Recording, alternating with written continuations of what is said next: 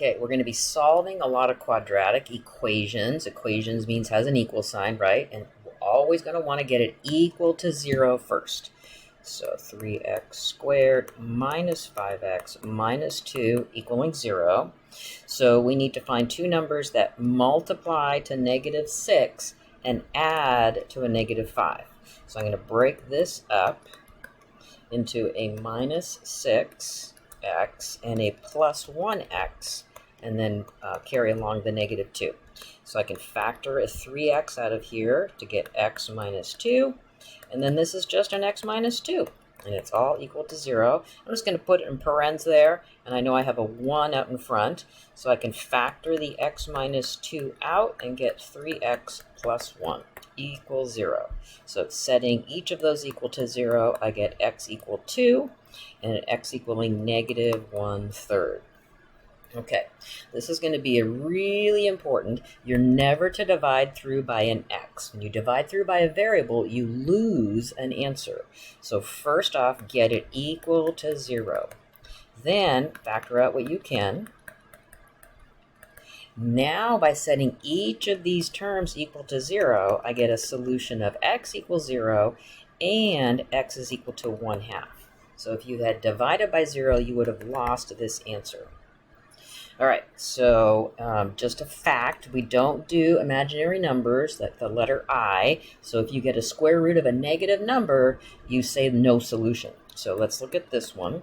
So plus x plus 1 equals 0. So this does not factor, and what I want to do is use my quadratic formula. And so I put it here just so you have it for reference in case you forgot it over the summer. So I'd get -1 plus or minus 1 minus 4ac, which would just be a times of 1, over 2a. So this in here gives me an imaginary number, so this has no solution.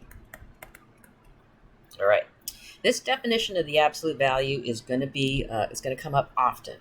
So let's think about this. So you used to think, perhaps, throw away the sign. So you would say, oh, when I take the absolute value of -2, I just get 2 because I throw away the sign. Actually, the definition, and you need to know this definition, is to take the opposite of the negative number.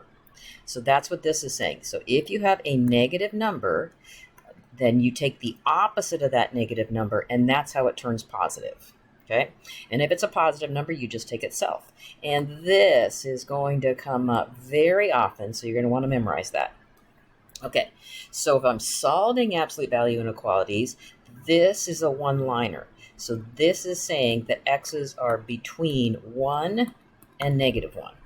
All the x's between 1 and -1 are the x's where the absolute value is less than 1.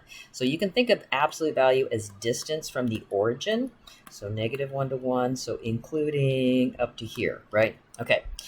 Absolute value is distance from the origin. So if I want the distance from the origin to be bigger than 2, I can think of here, and I can go back here. So this is going to have an or.